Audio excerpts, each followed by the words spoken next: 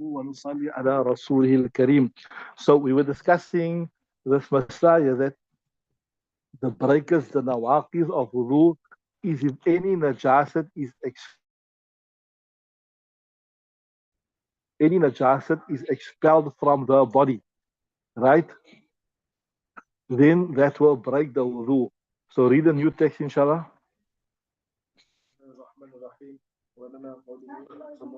You read this, وَالدَّمُ وَالْقَيْحُ إِذَا خَرَجَ مِنَ الْبَدَنِ فَتَجَاوَزَ. That we finish, ne? وَالْقَيْءُ مِلُّ الْفَمِ, we finish it. Okay, just read it part again. We start from there just to bring you up to speed.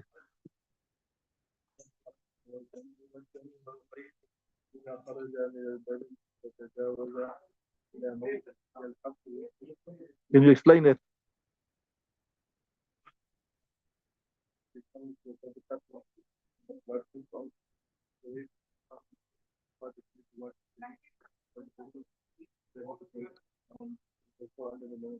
Right, very good. بسم الله الرحمن الرحيم.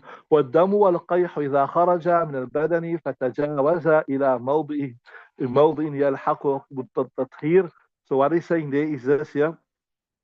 Blood, pus, whatever, when it comes out from the body, it exits the body, right? And it goes to a place that you have to wash it in either ghusl or in wudu.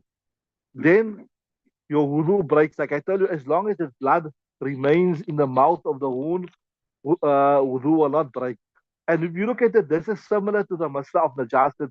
You know, you got your najas, like if you look at stool, it is in your bowels, right? If you look at urine, it is in your bladder. When it comes out and it passes to a portion, you have to wash your wudu break. Same thing here. When this comes out, the blood comes out of from underneath your skin and it comes to that portion of the skin that you have to wash it, then also your wudu will break. So just to understand this masla nicely, just think like how you expel najasat via your front passage and your back passage, then wudu breaks. Just think like this. If you expel blood from any place of your body, also your wudu break. And there is ample proof. There is sufficient proof to prove that blood is najis also. Maybe it doesn't come in Hidaayah Sharif, but if you look at the Mutawwalat, the longer kitabs, you'll see this ample proof to say that your blood becomes, blood is also najis. I read the next one.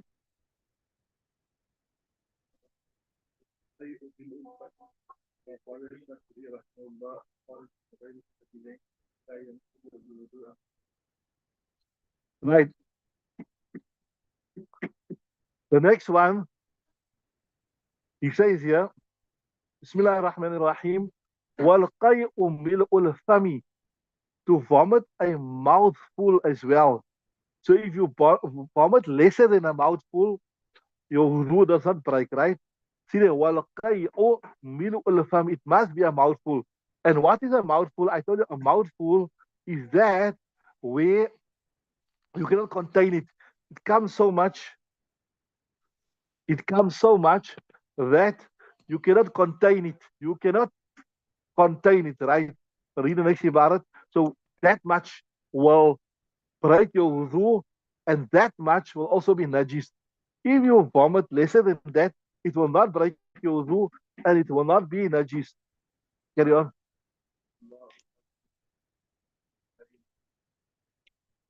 لا ينقض or لا ينقض الوضوء. Right, Imam Shafi's opinion, وقال الشافعي الخارج من غير السبيلين لا ينقض الوضوء. So Imam Shafi is, you can say, the most lenient in this masla here.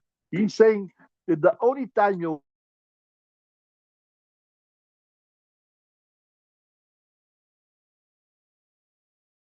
Assalamu alaikum.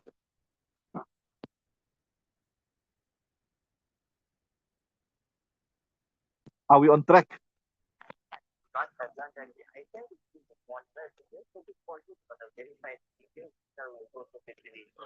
Okay, okay. Yeah,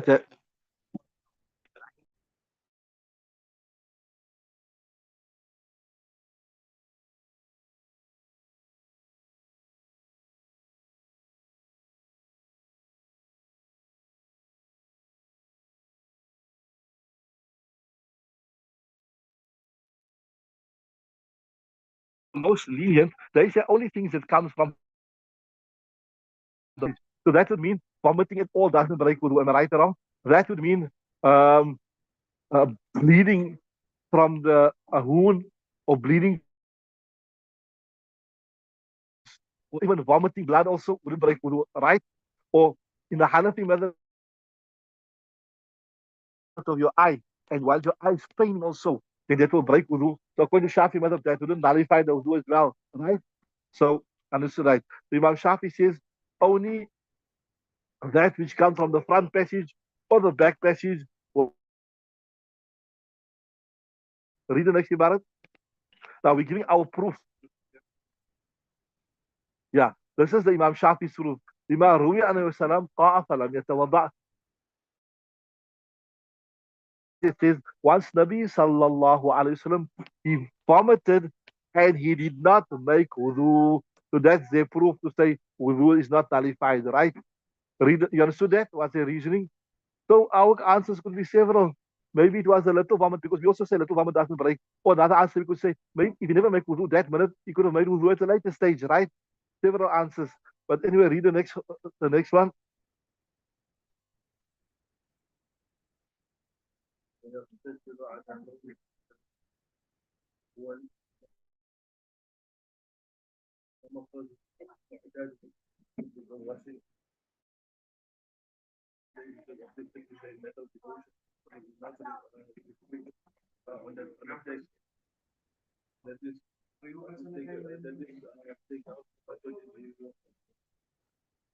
Right, interesting.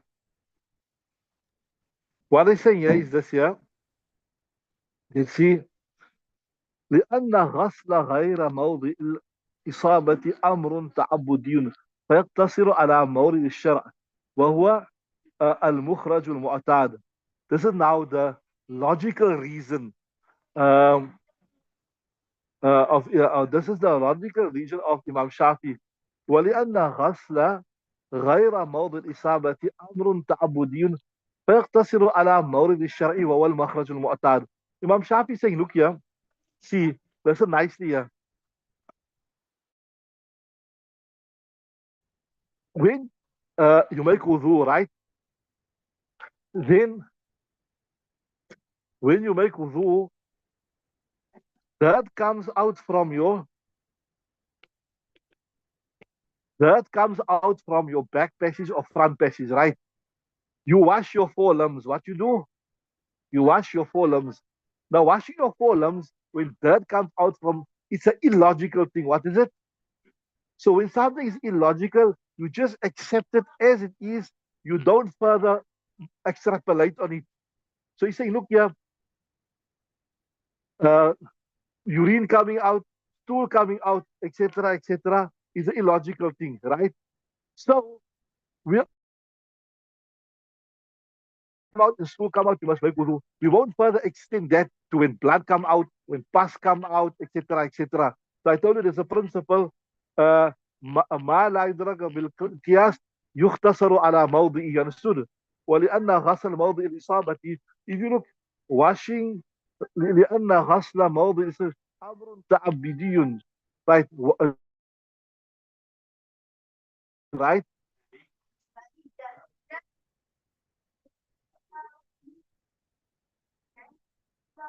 Yeah. Of besides where the najasa touched it, that is washing the arms, washing the face. It's such a logical thing. غسل غير موضع إصابة أمر تعبدي. It is تعبدي means it's a matter of worship. We just accepted verbatim from the Sharia. We don't uh, uh, uh, uh, uh, further extrapolate, or we don't further it, right? Are you with me so far?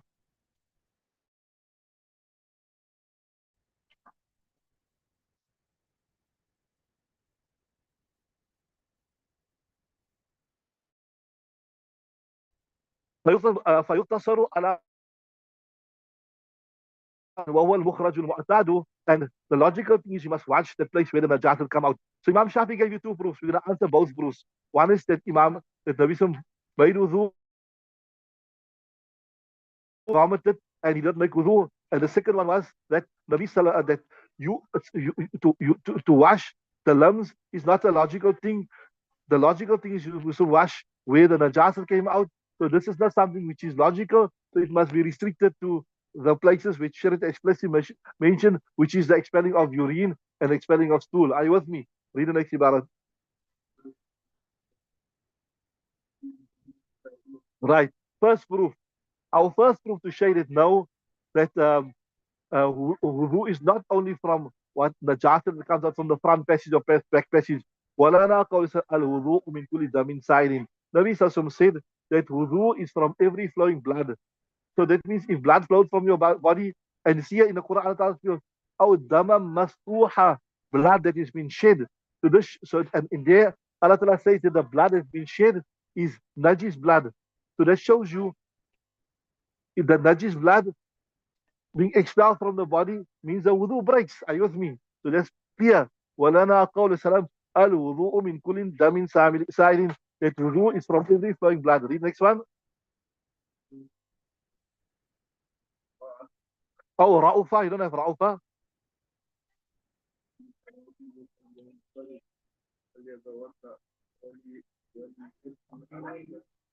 You're right. Another clear hadith. وقول السلام من قاء, that person who vomits, أو رأف, he has nosebleed, في صلاة, in his salat, فلينصرف, he should move, وليتوضأ وليبني على صلاة ما لم يتكلم, and he should build on his salat. Okay, the salat of bina, the masah of bina, we will discuss this in detail. It will come later on. Those that were with us last year, they will remember that if your wudu break and you never talk, you never do anything of that broke the mass or negates the mass, you just make a fresh wudu and you can build onto your salat. But that's a separate issue. But our main point of concern is here, man qa'a. So the reason, if you vomit, you have to move away and make wudu. What does it show you? It breaks. Oh, ra'ufa, if you have nosebleed, what does it show you? But yansarif, you should go to the back and you should make wudu. Right? Are you with me? So this hadith is pretty clear. This hadith is pretty clear in the fact that vomit and no bleed, it will break your wudu and will necessitate a new wudu. And I always mention to you, I mention again to you, that you see one, two dalils here, one, two proof. Don't think this is our only proof. Inshallah, when you do Mishkat Sharif, you see a lot of proofs.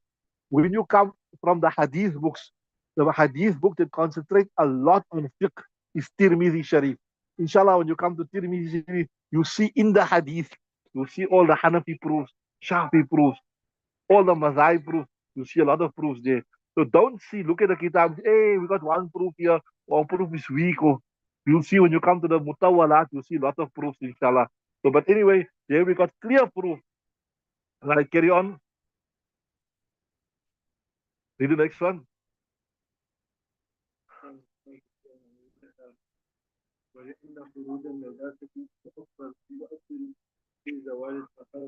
Okay, before we come to that ibarat, let me explain you the ibarat. We go back one step. Now we're going to answer Imam Shafi. Remember, Imam Shafi said, he said a nosebleed or vomit shouldn't break your wuzu, right?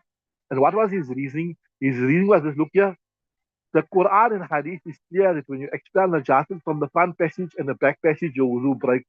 And when you expel najasat, you must make wuzu. So making wuzu, washing the place besides where the najasat came out is illogical.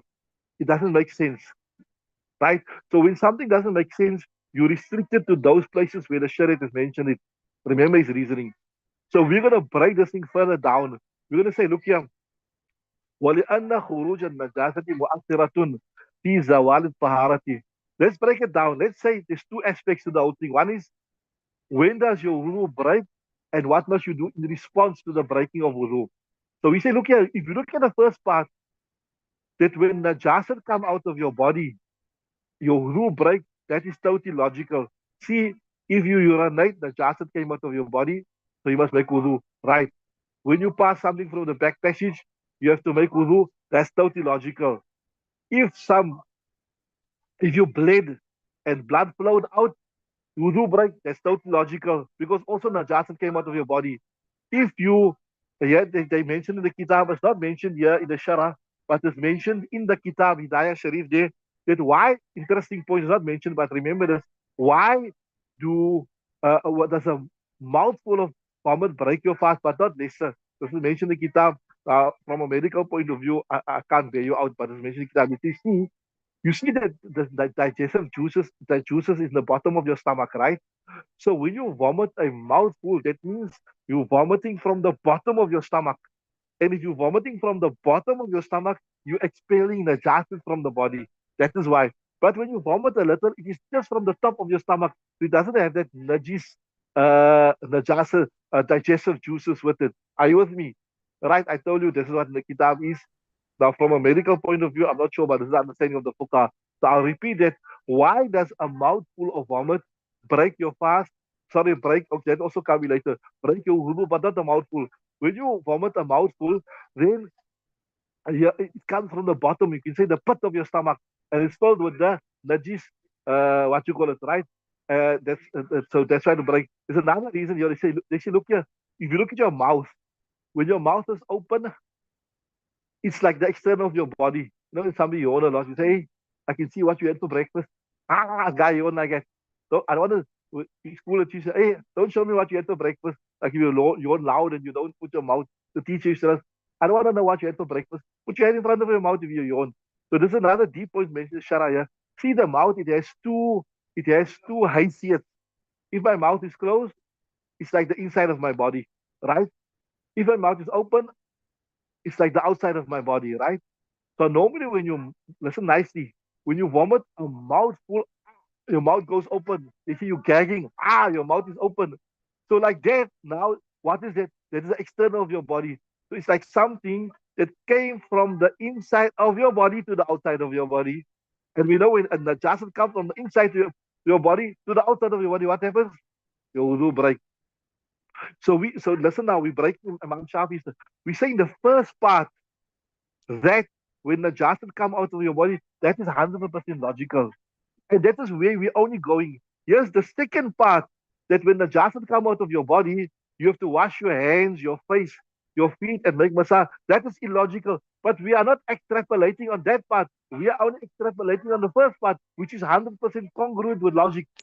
I hope you got that. A bit of a deep thing. You understood? We break it up. Imam Shafi took the whole thing and said, look here, when the jasad came out of your body, you're washing the place. When the jasad doesn't come out, that's illogical. So you cannot further build on it. You cannot extrapolate. You cannot say now, okay, when blood come out, you must also wash your arms. When vomit come out, wash your arms. We say, sounds what you're saying is true, but look here, our concern is, at this point is only with the first part of the thing. When the jasad is expelled from your body, you need your wudu is broken. So here, when blood comes out, that's najasa coming out of your body. When you vomit a mouthful, that's najasa coming out of your body. So that part is just 100% logical. We only focus on that. We are not extrapolating on the second part, which says that you must wash a place where the najasa never come out, and this is washing your arms, and it is washing your face, etc. That's what I'm saying. Now look, they are saying, وَلِأَنَّ خُرُوجَ النَّجَاسَةِ مُؤَثِّرَةٌ. So we say, look at the first part, it is 100% logical. The expelling or the coming out of najasat, مُؤَثِّرَةٌ فِي زَوَالِ الطَّهَارَةِ. It is effective in the termination of your taharat. وَهَذَا الْقَدْرُ فِي الْأَصْلِ مَعْقُولٌ. And just this part, right? In reality, ma'qul is 100% logic. We can say that when najasa come out of the body, it affects your taharat, like to say that when blood comes out, when vomit comes out, right? والاقتصار على الأعضاء الأربعة. Now restricting your washing only to the four limbs and not the place of najasa, your private organ, that is غير معقول. That is the illogical part, right? Right? And we're not working on that part, we're working. So لكنه يتعدى ضرورة تعدي الأول. So when we say that you must wash your najasat is terminated, يتعدى, that will be تعدى, it will go beyond that. ضرورة تعدي الأول, like how in the first part you say when urine come out, your wudu breaks. When stool come out, your wudu breaks. The same thing you say, we'll take that law, and also تعدى means, متعدي means make it applicable to something else.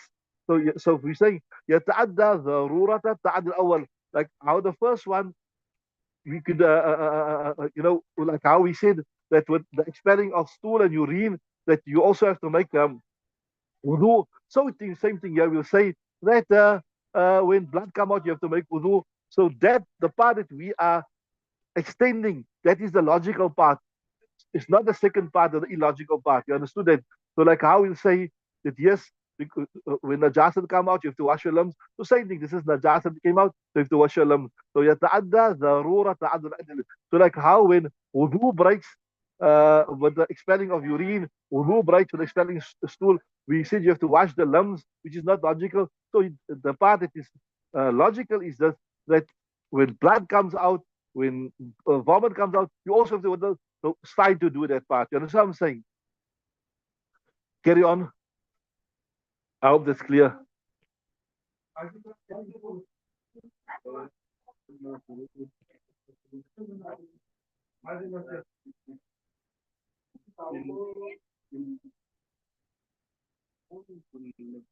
Yeah. So غير أن الخروج إنما يتحقق بالسيلان إلى موضع يلحق الطهير. They say now they further building onto the masla of like we saying when blood comes out of a wound. Under الخروج, we'll say the blood came out of your body, that breaks, nullifies you. إنما يتحقق, it only happens بالسيلان إلى موضع, when it flows to a place يلحقه حكم التطهير, to such a place where the law of washing is applicable to it, right? Like I told you, it came out to the wound, it went to the skin, right? Right? And also, وبملء الفم في القيء, and also your wudu will only break with a mouthful in vomit. Why? لأنه بزوال القشر تظهر النجاسة في محلها. The mere removing of a scab, the najasat is evident in its place. It hasn't come out as yet. You understand what I'm saying? And we know you can have 2 kilos of feces in your bowels, or you can have 2 liters of urine in your bladder. Does that mean your wudu break? No. Only when it comes out of your body. The same thing saying that just if you got a scab here and you remove the scab and the blood is still in the wound and never come out, you say your wudu don't break because it's still in your body. Same thing is saying like how the feces or the stool is still in your bowels or how the urine is still in your bladder. That's exactly what it's saying. So the thing will be min al-fami fil qai'i, right? Why only because mouthful? لأن بزوال القشر. Yes, with the removing of the scab, تظهر النجاسة في محلها. The najasat becomes apparent in place, but فتكون بادية. It is apparent, but لا خارجة. But it is not, it has not come out. And remember what we said, ما خرج من السبيلين. That which comes out of your body, that is what nullifies. So as long as the najasat is still in its place, so there's a separate masla. There's a there's a the hadith is a, I remember this clearly from, I haven't studied Abu Dawud after I finished, but there's a bab there. الرجل يصلي وهو حاقن. الرجل يصلي وهو حاقن. What it means in Afrikaans, you knip, you got a pee, but you're kniping it. So a person, he's got a hard urine and he's keeping it in. Is it correct? Well, technically it's correct because the urine never come out, so it's not broken, but it's inappropriate. It is inappropriate because he won't be able to concentrate with salah. So a rajulu yusalli. So if you've got time, there's a lot of time, then you rather go to the toilet, make a fresh wudu. But yes, okay, there's 5 minutes left, there's 10 minutes left. You from amongst those people who wait till the last minute to read your salah. Then obviously you rather read your salah in the proper time that it's going. So the same thing we're saying here. So no matter how much najasat is still in the body, then we won't say your wudu break. But yes, when the urine come out of the front passage or something come out of the back passage, and then only your wudu break. And something must really come out. It mustn't be something that is in the figment of your mind. Like somebody sent a question, a deep question, somebody's imagining something is coming out, etc., etc. All those will not break the wudu, right? So carry on.